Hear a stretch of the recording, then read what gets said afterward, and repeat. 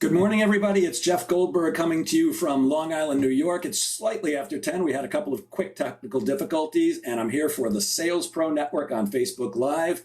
As you know, I founded the Sales Pro Network to elevate the profession of sales. It's a place where salespeople can come and share their challenges and success stories, get coaching from incredible people like today's guest.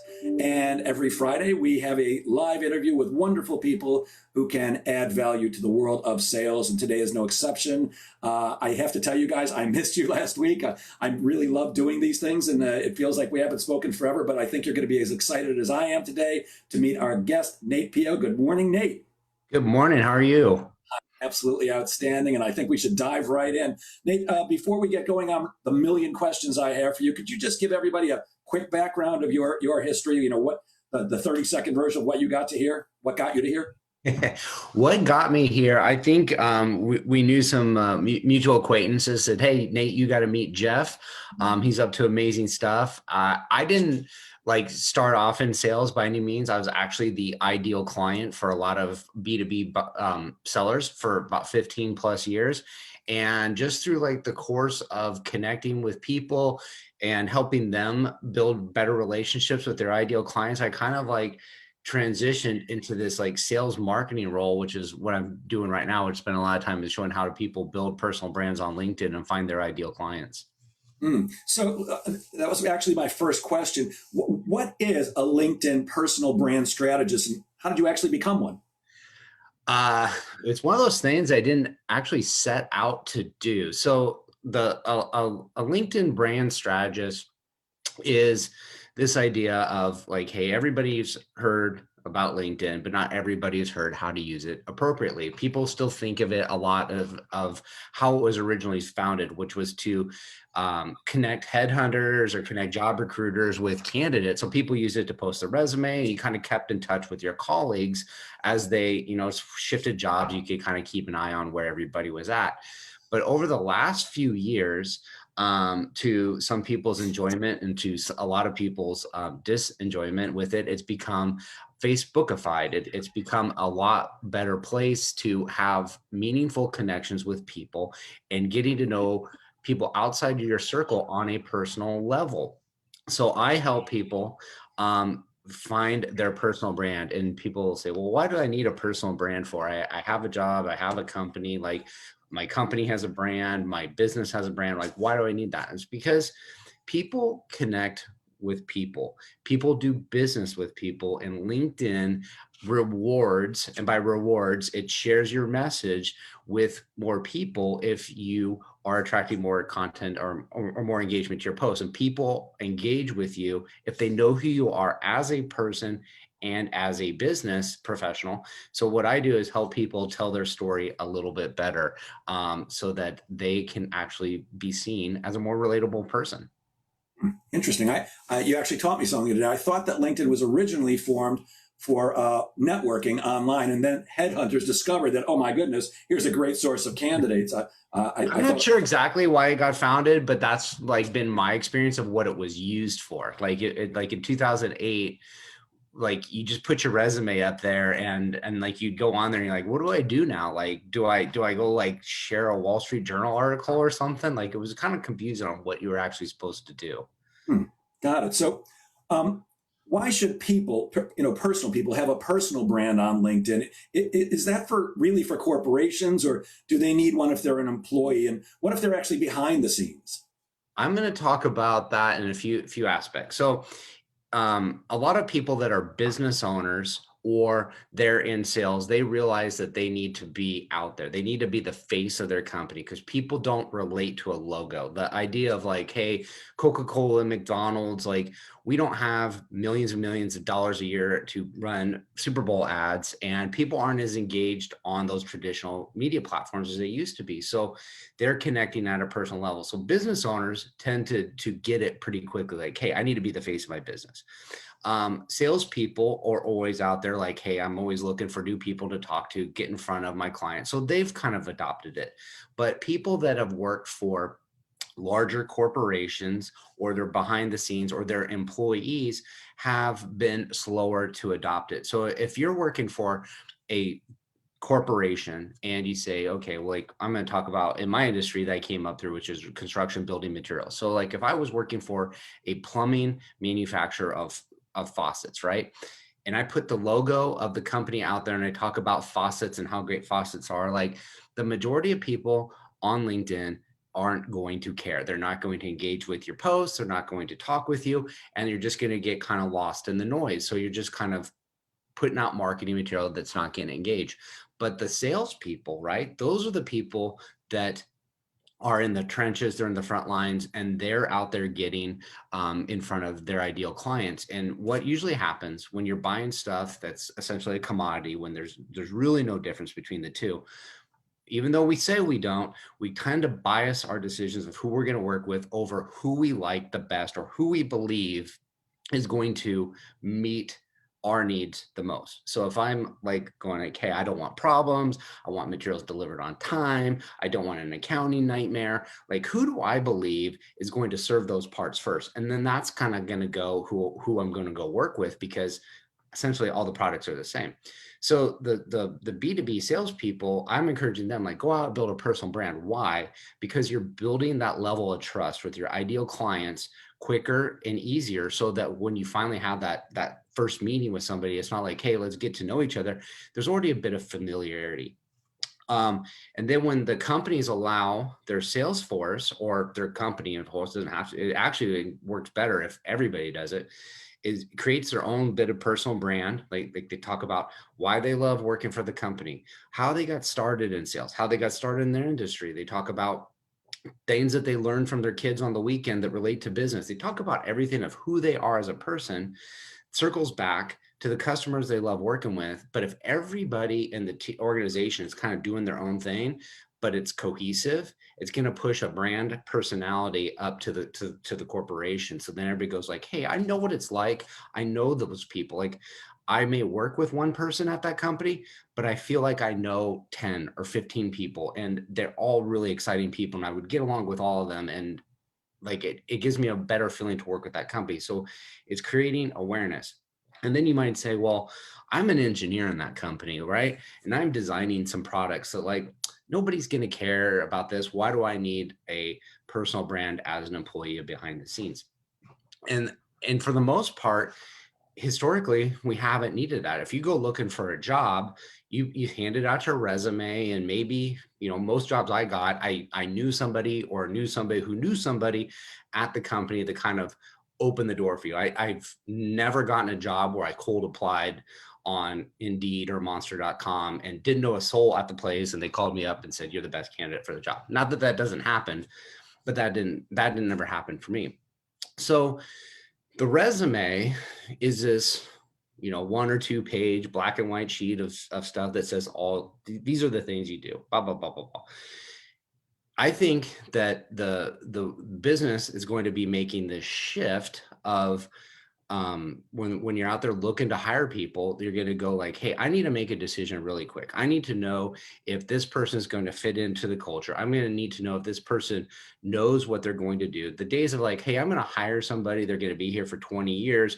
We can train them into the position, get them up and going. And in like 5 or 6 years, they're going to be like really into the culture. They're going to know what to do. But if I say, we don't have that time, we have a project that's like a 2 to 3 year project, then you hit the ground running day one. We can't wait around to figure out if they can learn it as they go. We need somebody that does it. So if I have this 1 page resume, how does that tell me the candidate really knows what they're doing?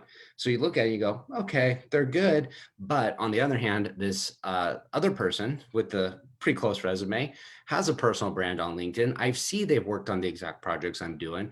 I see that they know what they're up to. I see that they have connections to people that could open doors for getting the project moved along further. I'm going to go, that person, I have a better level of confidence that they're going to be able to do the job on day one. I'm going to put them in there. So when you go, hey, I'm the behind the scenes, I don't need to have a personal brand. It's like, times are changing. Everybody is selling everybody. You're selling something, you're selling yourself, you're selling trust.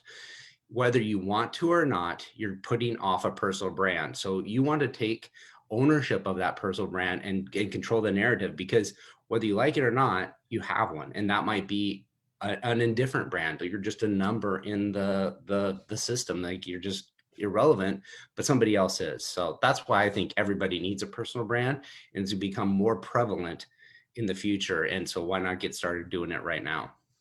Fantastic. Good morning, Carl Hymans, and good morning, Melissa McEwen. So it sounds to me like there's really two sides to it. One is if you eventually may need to get a job, or you're currently looking for a job. Well, if you're currently looking for a job, it's almost too late. Your personal brand should have been built. But by building that foundation and then adding to it regularly, you make yourself more attractive to companies or headhunters that might be interested in you. And then there's the sales side where you're creating this brand for not only yourself, but you're representing your company. And your philosophy is right in line with what I use in my sales coaching and training practice, which is people do business with people that they like and trust, and they really do business with people, not corporations, most of the time. And I think the example you gave was terrific. If you're Nike and have gazillions of dollars to spend, people do buy Nikes because of Nikes. Although you could argue they like Michael Jordan and they're buying Jordan or Coke. But there was probably like a turning point when Phil Knight was building the brand, right? He was out there at the track meets talking to all the star athletes. Like he was actually the personal brand of it until it got to a certain point and tipped over, and then it was just like all on its own. Yeah. So something you said sparked a question that I didn't write down. So let's say you've got a corporation. You're not Moen Faucets. You're some unknown brand. You're not Delta, but you're this faucet company competing for the same business that Moen and Delta are. And you've got a bunch of employees, and they're all creating their personal brand. Am I correct? Wouldn't it be important that they're somehow coordinated? And how do they do that? If you've got let's say 10 salespeople, or mostly mavericks, how do you get that coordination going inside a corporation?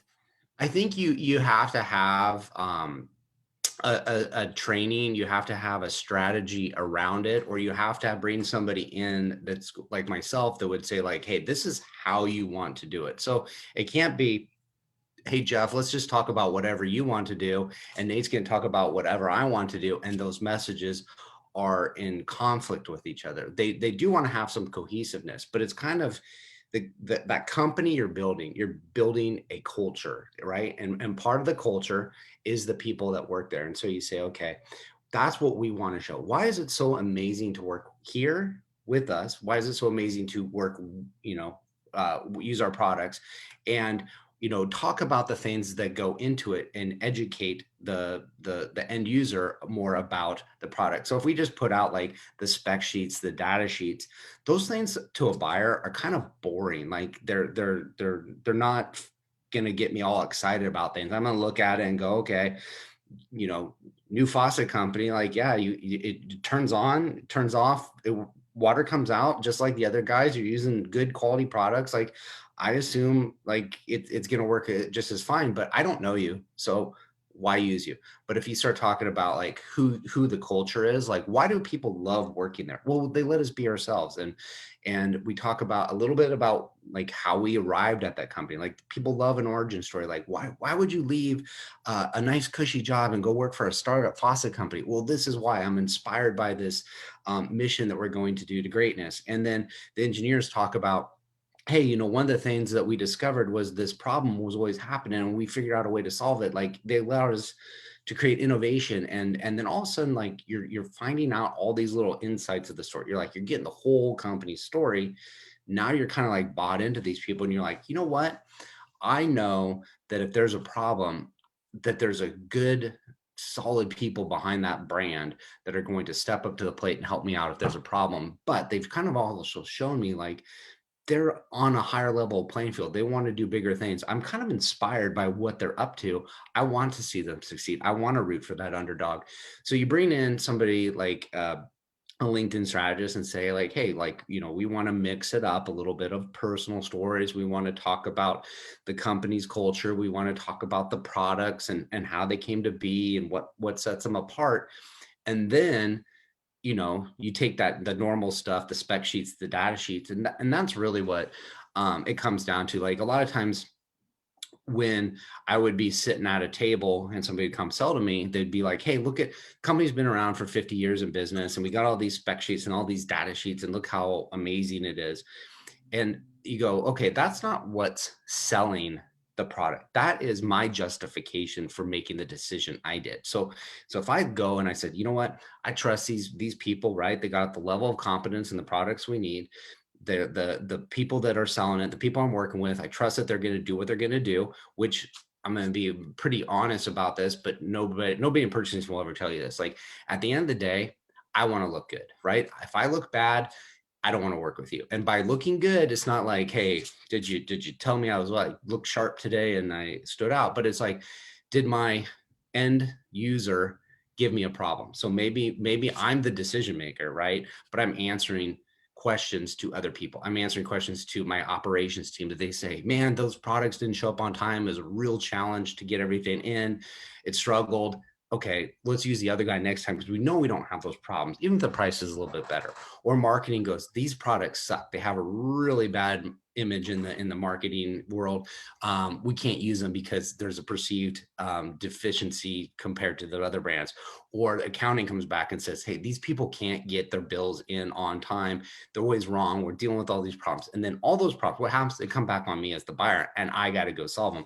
So I don't want those. So if they can make me look good by being silent, quiet in the shadows and go, hey, that company kicked butt. That's who I want to use. And I forgot where the story was going, but no, I think you were right. You're right on target. By the way, good morning, Hatch Pfeffer. If you guys have any questions for Nate, please put them into the comments. But you actually said something that I tell salespeople all the time. One of the things you've got to be considering is what's your prospect trying to accomplish? And a CEO is trying to accomplish something different than a buyer. You know, they want to look good to their boss. They want to get a promotion. They want to get a raise. They want to keep their job. So you've really got to think about the person that I'm trying to sell to, what's their actual motivation? And I know when you say look good, it's not just, does your hair look good today? It's how do I keep my job? How do I get the kudos from my boss saying, good job, Nate? I'm with you 1,000,000%. I'd like to ask you another question about, first, I had another misconception. I thought that you really worked one-on-one with people, but you also work with corporations. Yeah. Actually, that's probably what I do a bit more of is working with corporations. And, people will go like, hey, I want to build a personal brand. And then like you tell them like, okay, this is what it takes to do. And they go, oh, this is kind of a lot of work. And it's like, okay, it is a lot of work. Why don't you bring in an expert to do it? And then we can strategically put things in alignment and tell you like, hey, these are the things that are going to give you engagement, awareness, views on your types of posts. This is the stuff people care about. Let's kind of formulate it so it's not haphazard. It's not all like homogenous. We're all sharing the same corporate newsletter, but we're still kind of telling the same message and showcasing the right culture that represents a brand appropriately. And am I correct? You do have some programs for individuals, right? I do have programs for individuals. I have stuff for people that are like beginners and they say, hey, I'm solopreneur in it. I don't know where to get started. I have a $9 course. It's like, hey, go in there. You're going to learn everything you need to learn.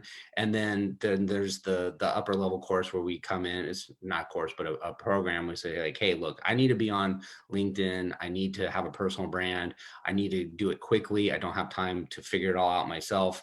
Show me how to do it. Show me what to do. And oh, by the way, can you do it for me too? And so we can actually do it for you. And we still have a way to keep it in your voice and your vision.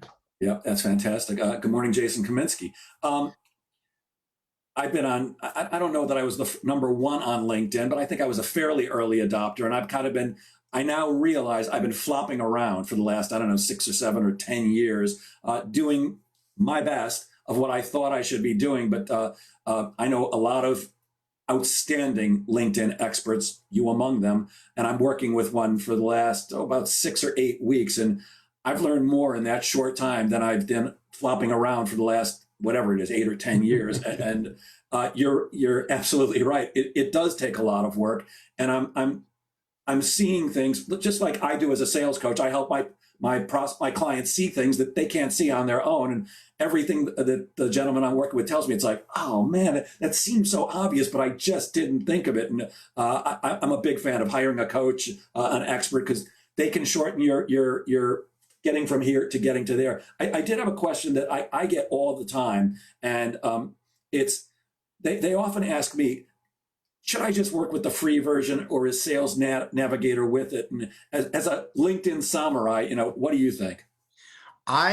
First you have to go with what is your end game with it. And so Sales Navigator is what it sounds like. It's to help you do sales a bit better. So if you're selling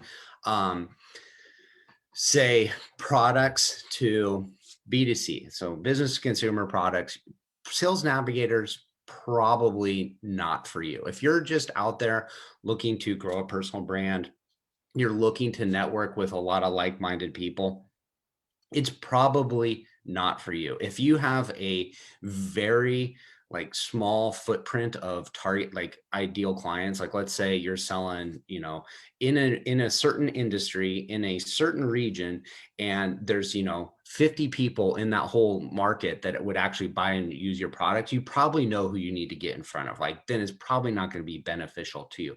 But if you're in a company that says like, hey, we need to get in front of X amount of people every month and be pitching our products in like a presentation style format, then there's this formula, right? If I need 10 meetings, I probably have to have 100 conversations or whatever that may be. It might be, 50 conversations, but if you go, okay, I need to have touch points with enough people, and how do I go find these people I need to connect with, right? The trade shows are down, the trade shows aren't happening, the virtual, everything's gone virtual. So then you say, okay, how do I get in front of the people I want to get in front of? That is where Sales Navigator comes in very, very great, because one, you could say like, hey, here's the companies I want to get in front of. You can search through that. Anybody that's on LinkedIn that works for that company, you're going to get a list of those people. You're going to get information that's going to be helpful. Like, hey, maybe you know somebody in your connections that can make an introduction to that person, or you might, like you can go up the ladder, down the ladder. So if you say, hey, my ideal client is the vice president of purchasing, but I can't get a meeting with him. Well, maybe his, you know, purchasing assistant is on LinkedIn, and that might be an avenue to create a relationship that opens a door for you, or vice versa, like going up higher and going like, hey, how could I get in front of the CEO and get the CEO to recommend me or to the ideal client? So it's really going like, hey, do I need to find out who the people are and get in front of them? And the answer is yes. Sales Navigator is super powerful for filtering out all the people you don't like. If you go on search just regular LinkedIn, it's very hard to get a detailed profile of like, hey, I want people, this geography, this many company employees, been at their job for 3 to 5 years. Then it's like, wow, you can get detailed. And then when you get detailed, then you can go, hey, I want to send them a message. It's not this generic canned robot pitch message. It's like, hey, what do I know about them that I could build some rapport and make the initial outreach a little bit more personal, so that they're more likely to respond. And what we're trying to do is create a conversation on LinkedIn that leads to, hey, would you mind doing an hour presentation on our product? Like if I just lead with that, the answer is probably going to be no or not responded to. But if I get a conversation going, generate some interest, then they're more likely to take the meeting, and then you go about your normal sales process after that. Yeah, thanks for that clear explanation. That advanced search function in Navigator blows away the free version. And you really made it very clear that the B2C probably not necessary, but for somebody like myself who's looking to sell to individual salespeople as well as, VPs of sales, presidents of companies, and CEOs, it can be a godsend. What are your thoughts on content creation and posting, as opposed to actually reaching out to people directly and creating that relationship? And I'm not even going to ask you the question, because I know the answer. How do you feel about people who connect with you and then it's, hey, can I tell you about my great product or service? We all know that's a no-no. But it seems to me there are at least two ways, and it's posting valuable content and sharing valuable content and reaching out directly and creating that relationship. Is there a balance between the two? Should it be one or the other? Or what do you think? I think you absolutely need to do both. And your outbound, if I just send out messages to random people, so clearly I'm gonna advocate for, we're not automating our messages. We're not trying to do 1,000 messages a day. We're trying to do 10, 20, 20 is probably a lot even too, to do it effectively, where it's personal and it's not a canned message. So if we're doing 5 to 10 with the intention of turning it into a conversation, to turn it into me, if I send that to Jeff, I said, hey Jeff, how's it going? I make up a little message, and you go, okay, who's this guy Nate messaging me? And I go on his profile, and it's blank. It's got the generic LinkedIn Banner. the photo that comes with it when you sign up. I've posted nothing. I've done nothing. You go, I don't know who this is.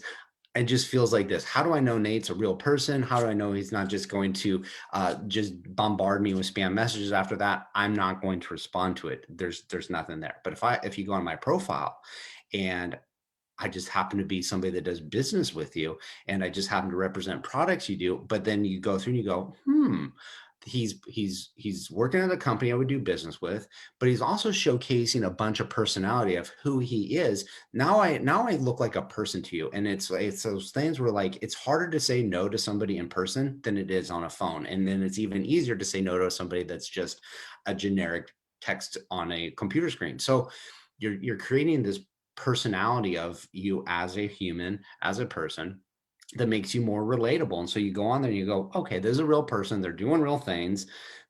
I can tell by what they're talking about that I'm not going to be spammed about, and I'm going to engage in a conversation. And I think what people forget to do is LinkedIn is about the connection and the conversation between two people, right? So if I'm having a conversation with, the last thing I want to do is make you feel uncomfortable with a high pressure sales pitch or an obligation, or even the feeling that I might do it. The cool thing about this is your profile serves as this billboard for who you are and what you do. And it's like this business card you don't have to hand out. So if I engage you, you get a little curiosity, you go check out my profile. I don't have to tell you what I do, because if I've set up my profile correctly, it's been very, very clear. I do this for these people and I solve this problem. Boom, boom, boom. You actually know exactly what I do. And then when it becomes appropriate, you're like, hey, I'd like to know a little bit more about your products and services in a bit more detail. Then that opens the door for the conversation. And it's not this like, hey, let me pitch you. It's conversation, and conversations lead to business down the road. Absolutely, and I think it starts with the invitation. Look, if you're an expert, if you're a 10 out of 10 expert, I'm maybe a 5 or a 6 when it comes to LinkedIn. But the advice I give to my clients is that you got to customize the invitation, and it's so easy to do. All I do, and I reach out to somewhere between 5 and 10 people, whether it's salespeople or VPs of sales each day, just to start that connection and conversation. I go to their profile, which takes maybe a minute, 90 seconds, and I just look for anything that I can comment on. Like recently, I found a guy who he was at a company. He seemed like he was a senior account executive. I took a quick look at his profile. He had been at the same company, I think, for like 17 years. Started as an inside salesperson. Sales support, and worked his way up. And each of his jobs was on there, and I could see he'd done really well over the years. So my invite said, hey, wow, 17 years at the same company, and you really started at the bottom and worked your way up. Really impressive. Let's connect. I think when you show somebody that you've taken the time to research them, it makes them feel special. And that's one of the things I always teach salespeople. You got to make people feel special, because nobody wants to think they're just one of the 8 million people you reached out to today. It's like when you get those calls, and I'm sure you get them just like I do. Hey, Jeff, I'm reaching out to business owners in your area to see if we can set up an appointment. Oh, so you're just calling random people and I'm one of them? Thanks. Really impressive. But when you take the time and make them feel like, oh, this guy did a little research and is interested in me, I think that makes a difference. Would you agree? Oh, absolutely. And what you're doing there, like, sometimes people say, like, you got to raise the bar. And I always tell people the bar is a lot lower than you think it is. Like, if you're on my side of the table, there's so many people doing a bad job of it. If you just do a thing, like you said, that just seems so simple and so easy as a customized message, it's going to stand out, because I guarantee you that guy didn't get that message. If he had a second message that was very similar to that, I would be surprised. He's probably nobody's ever probably reached out to him that way. And he's going to remember that. And the next, because I've done that too. Like, I was trying to get plugged into an industry I didn't know anybody, and I was like, hey, how do I do this? So I was like, well, you know what I'll do is I'll just start, hanging out where these people hang out. And I was like, well, where do they hang out? Well, they probably are in incubators, because it was for startup culture.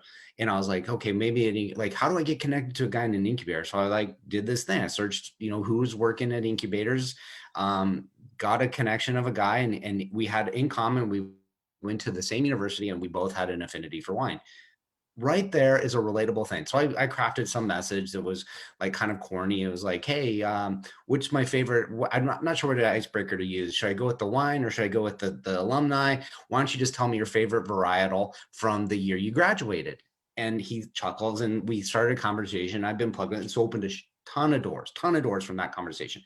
3 years later, he's one of the guests on my podcast, and we talk about that. He goes, I remember that message. Like 3 years, I don't remember a message from 3 days ago. Like, and somebody's carrying with you a message you sent on LinkedIn for 3 years, and they remember that. That's powerful. So I think that proves the point that your message is going to resonate with that guy. And he knows it too. And like, to point out something that he thinks is important and part of his story, it's gold. Like that's going to go a long ways. Yeah, you gave him something to relate to, and you made him feel special. And by the way, I have to check my driver's license every morning just to remember my own name, so that he remembered something from 3 years ago. That's astounding. And you mentioned something else just now that you mentioned your podcast. How can salespeople use podcasting as a lead generation tool? So I'm going to tell you a little bit of my experience with podcasting. Like I was doing things that felt uncomfortable. Like, hey, I need to put my voice out there. I've wanted to do big things, but always was scared to kind of like push past this limit. So I'm like, I'll do a podcast and people can hear my story, and it's about these followers, and like people will listen. And so I got to make content that's engaging for all these people to listen to. That was what I intended. And as you start doing this, a lot of us do the same thing. We start going down the road of creating a podcast or a live show. And we go, you know what? It's not so much like giving care, like how many people are listening. It's really the conversations I'm having with the people on the other end of on the screen, and where those connections lead to. And so I thought, you know what? If I was in sales and I was selling products to a Fortune 500 company, like I would go, you know what would be an amazing podcast? Go out and interview high-level C-suite executives from Fortune 500 companies to come in and talk about leadership. And so you're a sales rep and you say, we're talking about leadership. We do a 30-minute podcast on your little story. And what people don't realize is that like after the show's over, there's usually like a little bit of conversation that kind of happens after a little debrief. And so afterwards, the show ends and you're having a little debrief. Hey, thank you for coming on the show. Yeah, pleased to meet you. Like the guest goes, hey, anything I can do for you? And you say, well, as a matter of fact, the company I work for, we sell products to companies just like yours, no obligation, but could you make an introduction to your purchasing team for me so that I could talk about what we want to do? And of course, the CEO is going to go, yeah, I've been on your show. I'll make an introduction. So he's going to go tell his assistant, hey, tell Jimmy in purchasing to take a meeting with Nate. And he doesn't think anything of it. He's going about his business. He's busy CEO. But Jimmy in purchasing gets an email from the CEO that wants you to take a meeting with Nate. He's going to take it very, very seriously. And he's going to put a little bit more weight in that meeting than he would just be me cold outreaching to him. So is it going to turn into an exact sale? No, but I think it's going to put some emphasis behind it. So when you start thinking about creating a podcast in sales, you think about like, what doors could this podcast open up for me? What are the people I could bring on the show, make the show about, that I could have conversations with that wouldn't take my call otherwise? A lot of times you go, hey, I got this favorite author. I want to ask him like what he meant in this book I read. If you call him up, he's not going to take your call. But if you said, hey, you want to come on my podcast, talk about your book? He's going to say yes, maybe not 100% sure, but he's more likely to say yes. And you can ask those questions. And those doors don't get opened if you don't have a podcast. Yeah, brilliant. I'm always astounded by the fear that salespeople have of reaching out to the top dog. Now, I've worked with a lot of major corporations all over the world. And, when I worked with Citibank, I wasn't talking to, I forgot his name, whoever the CEO was at the time. But, at some companies, you can absolutely reach a CEO. Valpak, the little blue envelope. Yeah. Yeah, I wanted to do business with Valpak. I called the CEO of Valpak down in Florida, left him a voicemail, got a call back within 30 minutes. And he said, you need to talk to, at the time, the gentleman's name was David Zen, my VP of training and development. And I did exactly what you just suggested. I said, look, man, I'd be happy to speak to David Zen. I just have to let you know something.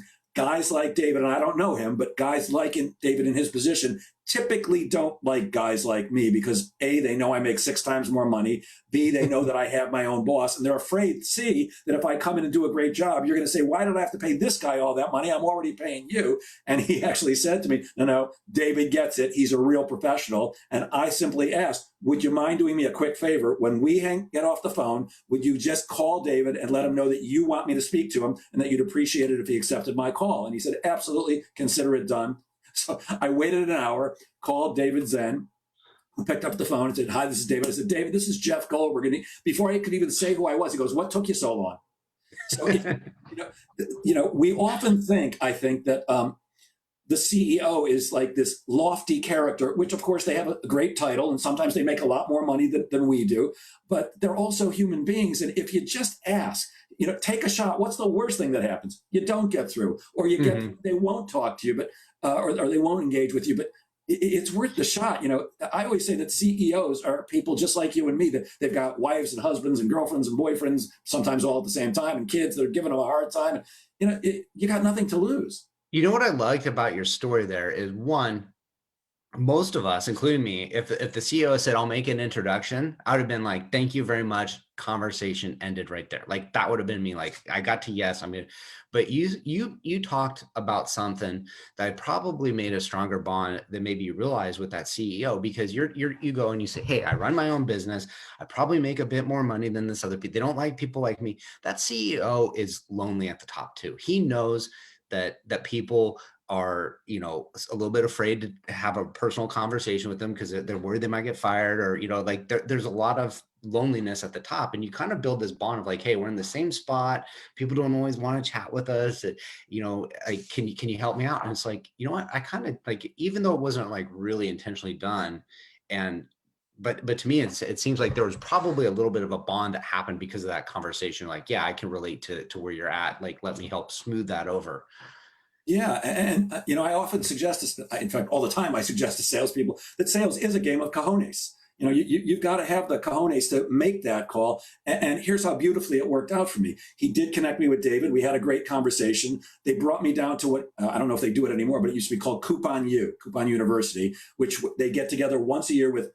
I think at the time it was like 3,000 employees from across the country, salespeople who are working in various offices. And it's a 3-day event, and they're all going nuts and big production. At the time, it was at Disney World, which was great. I got a free trip to Disney World, obviously got paid for it. And I was their highest rated outside speaker in the history of the company. They used me year after year. And it was so wonderful. David, we're watching the keynote speaker, which I was not at the time. Barbara Corcoran, actually, from Shark Tank, way before Shark Tank.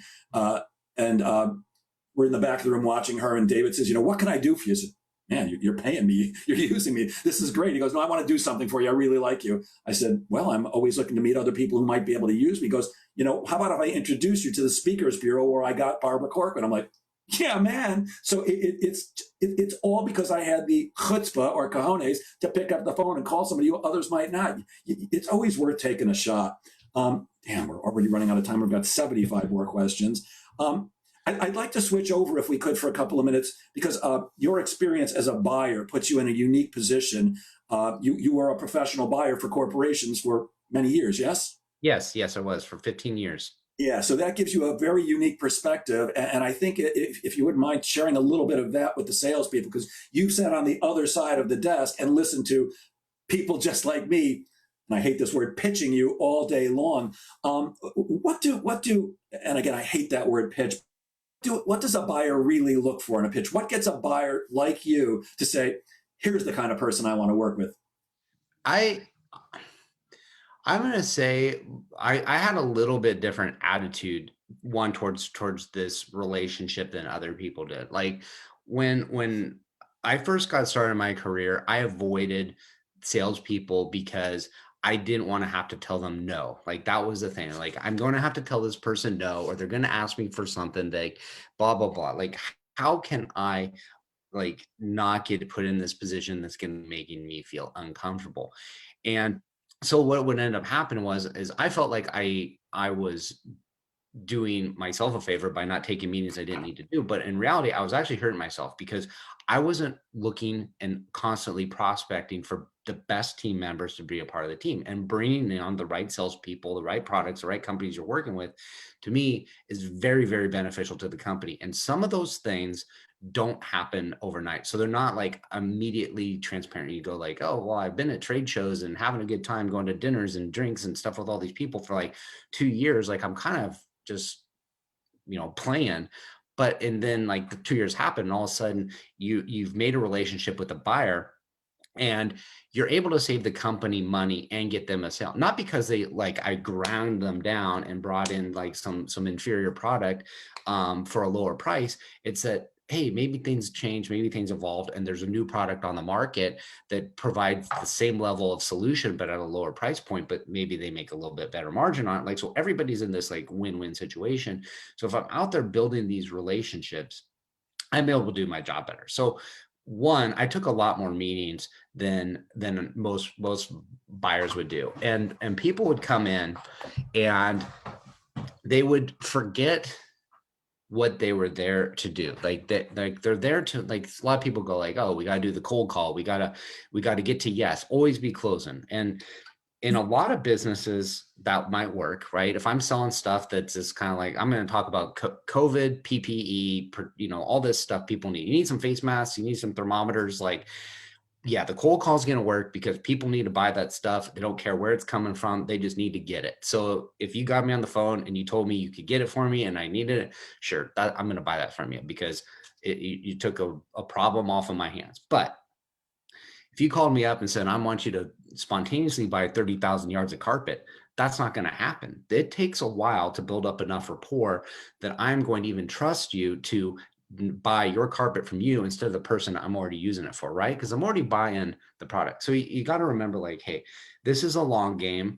If you're not willing to build that relationship, you're never going to get your foot in the door. So a lot of times the buyers would come, the sellers would come in, and they'd say like, hey, are you going to use me or what? And they say, no, not this time.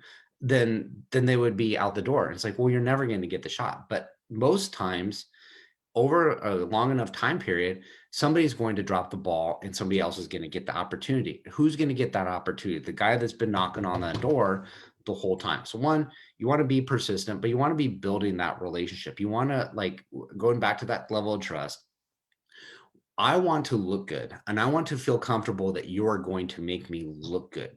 So do I personally, like, people say like, oh, the buyer is always looking for the best price. It's like the best price to a point. It doesn't do me any good to get the best possible price if you're going to make me look really poorly on the back end. But if I can get a better price, I can go tell my boss, hey, look, I saved us $30,000 using this new vendor. That makes me look good. They perform, that makes me look good. Do I personally care that I saved $30,000? Other than the thing that made me look good, that's probably what I care about. But is my motivation like the best price? Because if it was only the best price, there's a million other choices I could have used to have gotten the best price. So it's really about that story you're trying to tell. So you really want to understand, what is that buyers you talked about? What is their end game? What's their end motivation? Who are they answering to? How can I solve that pain point? So the buyers tend to, the sellers, keep getting back towards, sellers come in, they're pitching their company to my company, right? They're like, hey, you've been in business for a long time. We've been in business for a long time. We got great products. You've got great products. So it's a match made in heaven. Like, okay, that's nice and all, but so is your competition. There's no difference. Like, they have a different story, but it's essentially the same. Like stop selling your company to my company.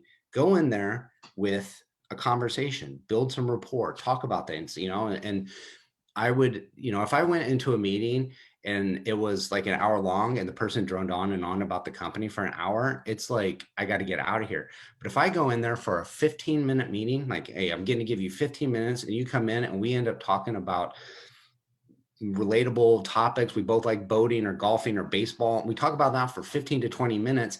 All of a sudden that 15-minute meeting turns into 45 because I'm going to give you some extra time. And then we get to the end, we get, well, we're at it. You might as well do your pitch. And like, there's a bunch of other stuff. But anyways, what I'm going to do is I'm going to take care of you. We got good products, blah, blah, blah. You're like, I like that guy. Like, let's get him a shot at the next one. Let's put him on the bid list.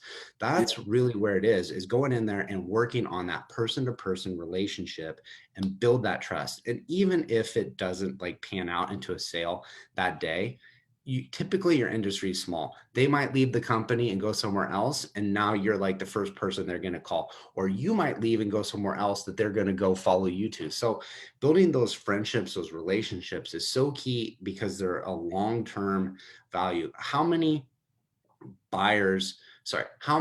sales reps, like this happens all the time.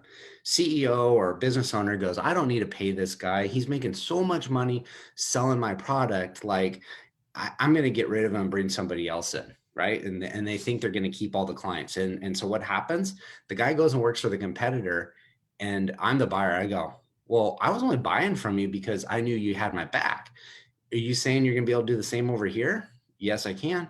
Guess what? I'm going to go with you. And this person that said like, hey, I don't need the sales rep, they're going to lose a ton of market share just because the relationship is gone. Yeah, it comes back to the relationship. And good morning, Scott Mason, who says, first of all, Nate Pio knows his stuff. I've been very eagerly waiting for this episode. And he says, the long game is everything. And please don't even get me started on always be closing. We probably all watched the, Glenn Ross, with the beginning where, Alec Baldwin is the sales manager from Al talks about that, but it's just not the way to operate. It doesn't work. And Melissa McEwen said, I just checked out my own LinkedIn profile and I'm so disappointed. Thank you, Nate, for the tips. Look, I had to do the same thing recently. I looked at it and I wasn't so disappointed, but my banner was not terrific. I discovered Canva, which for $1, you can create a beautiful background that looks amazingly professional. It took me maybe 10 minutes and I'm being better with my content. But I agree with Scott Mason. It is that long game because once again, people do business with people they like and trust. And sometimes in my experience, it's just a matter of waiting for the other guy to screw up. Somebody's got somebody, you're the buyer, you've got a relationship with somebody for maybe years, but they screw up once or maybe twice. And it's like, you know what? I am going to give this other guy a shot. I've done a ton of work in the banking industry, lots of different banks. And the truth is there's not a heck of a lot of difference between banks. They all offer checking accounts and savings accounts and loans, and some of them offer insurance and mortgages. And there's maybe an eighth of a point difference between their interest rates. So it's not a lot. I can tell you from personal experience, when I was working with Citibank, they happen to have my entire relationship. And you probably know in banking, that's what they call it, the relationship. And they're looking for the entire relationship. They want your checking and your savings, your personal stuff, your business. And Citibank had mine for years before I started working with them. And then after I stopped working with them, they screwed up once. Now, other banks have been constantly, you probably get the same direct mail pieces that I do and the emails and the people reaching out to you because, they want business accounts. And M&T Bank had been coming after me for years, and Citibank made a foolish decision in my estimation. And I said, you know what? Screw these guys. They're not doing anything for me. They're actually treating me like I'm dirt, and I'm giving them a substantial amount of business, and I've helped them out. I switched immediately. So sometimes you keep developing that relationship and you wait for the other guy just to make a mistake. I want to add a little bit to that sometimes people forget is there's a guy I know and he sells roofing products out of Florida. His name's BK. And he always makes a joke that me and my former colleague were his favorite clients and never did business with him. And it was kind of like this joke, but we would go to like the biggest trade show of the year was for the building industry was in Las Vegas. And we always got invited to dinners with the trade, like somebody like, yeah, you want to go to this nice dinner with us. And so like, you'd have 10 dinner invitations. You could never decide like, who am I going to go to dinner with? I'm going to get stuck sitting next to two people at this big table for 3 hours. It's going to be like, how could I meet all the people I want? So we flipped it. We said, we're going to host a happy hour before everybody goes to dinner. So we're going to invite all of our vendors to it. So they can come and see us, say hi, and then they can go do their dinners. And so BK, he doesn't do business with us. He's telling his boss, hey, I got to leave the trade show booth to go visit the things. Like, why are you going to visit these people that don't buy the products from you. And the reason why we didn't buy the products from was because we didn't like them, but because they didn't sell in our region and they sold a product that doesn't get used in California. California's concrete roof tiles, that was like asphalt shingles, but they were like doing tons of business on the East Coast. But what ends up happening is, and people forget about this, is guess what? We all run in small circles. So if somebody said, who has a product that I can use in this market, who do you think I'm going to refer? BK. If I ever go and switch industries and I go work in a market that he sells in, guess who I'm going to call first? BK. And I've known other people that have done that too, where they go, my best client, I never did $1 worth of business with, but they referred me so many times to other people that I did do a ton of business with, that it really was worth the effort of kind of massaging and nurturing that relationship along for years to come, when other people are telling me like, quit wasting your time. Go talk to people that are here to buy now.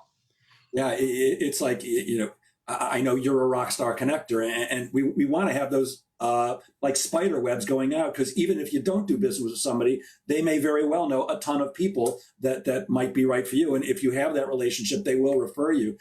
You said something else which really caught my ear earlier, and that was about you being not wanting to say no to salespeople, and because you were uncomfortable doing that, and so you didn't take sales meetings. And one of the things I share with salespeople is we've got to make it easy for people to take those meetings with us, and that means that sales has to be an invitation. At some point, during the sales process, you have to ask people to buy. The goal of every sales conversation should be to get to the end and have them say, sounds great, Nate, sign me up, baby. I want some of what you're selling me. But we know in the real world, that's not usually how it goes. At some point, we have to ask a closing question. And my advice for salespeople is, when you ask a closing question, first of all, state it with confidence. Here's my suggestion. I teach people a particular way. I call it the "in my professional opinion" close. You got to be confident, and then you got to do the toughest thing for salespeople, which is shut up and wait for them to say something. But I suggest it has to be what I call an invitation.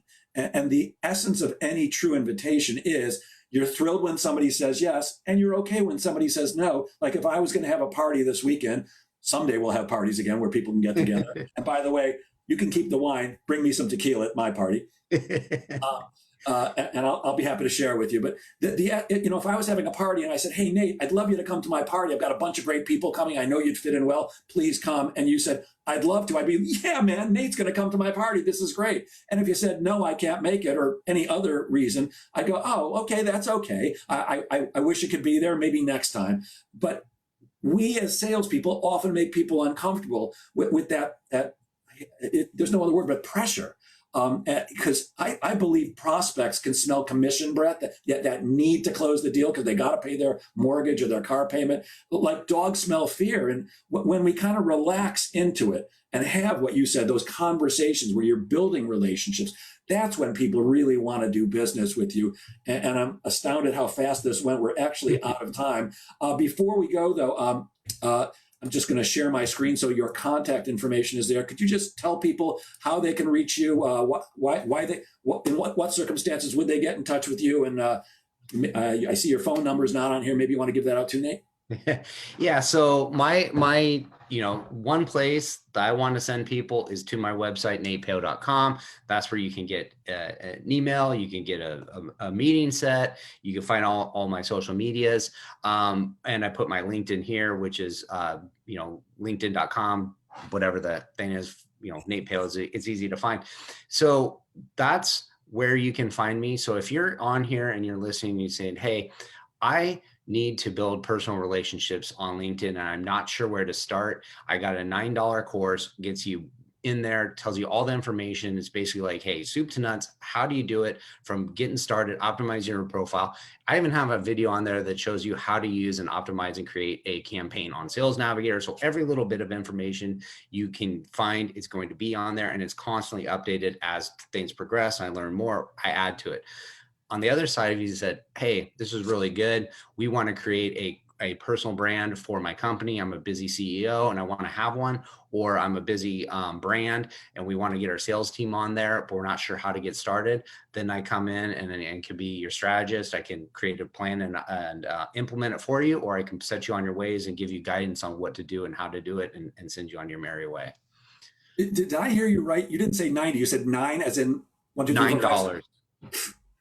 kind of tough to say no to that. I mean, how far, even if it sucks, which I'm sure it does not, you haven't really lost a lot. So, I'm constantly trying things. As you know, some of these courses can be incredibly expensive, and often they're well worth it, and sometimes they're not. So I can't imagine for $9 how you could go too far wrong. And I'm betting, knowing you as I do, that it's way more valuable than a $9 investment. I want to make sure if you go in there that you're getting every bit of information that you can to go out there and succeed. And it's like one of those things, like you go on LinkedIn and you go, okay, I want to optimize my profile, and you do it. And then you start following the next steps, which is getting engagement. And all of a sudden you're like, realize like, hey, a lot of cool things are happening. Like, what's the next thing I need to do and learn? And you go, how do I make content better? Or what should I talk about? Or how should I say it? Or why am I like, I used to do this. I used to post articles, and now articles don't get any views. Like, what happened? And it's like, hey, things change with social media on what's rewarded, what's not. Basically, if you remember, hey, it's for the user, not for the creator. What do the person on the other end of the side want to see? And if you're making information that they don't want to see, they're not going to see it. So you want to keep up to date on what that person wants to see, so that you're creating your message in the voice, in the images that are being consumed by the other end of the side. Got it. Okay. Before we go, my friend Ira Spector said, the long game. I love it. I just figured out my topic for my next Monday's sales meeting. He's a VP of sales at a Long Island company. Nate, I had probably 15 more questions. Maybe we can do this again sometime. Absolutely. Yeah, that'd be great. Thank you so much for your generous sharing and your valuable wisdom and knowledge. I really appreciate it. For the Sales Pro Network, some of you may have seen I did a live coaching session with one of our members a couple of weeks ago. Of course, I normally charge for coaching sessions, but if anybody's interested in doing a live coaching session on Facebook, reach out to me, DM me, or email me at jeff@jgsalespro, and we'll set that up. You'll get 30 minutes of coaching, and everybody's going to hear it happen, so that you'll get benefit from it, and so will the Sales Pro Network. And as I always say, sales is a game of making things happen, so get out there and make sales happen. Thanks, Nate. Thank you, Jeff.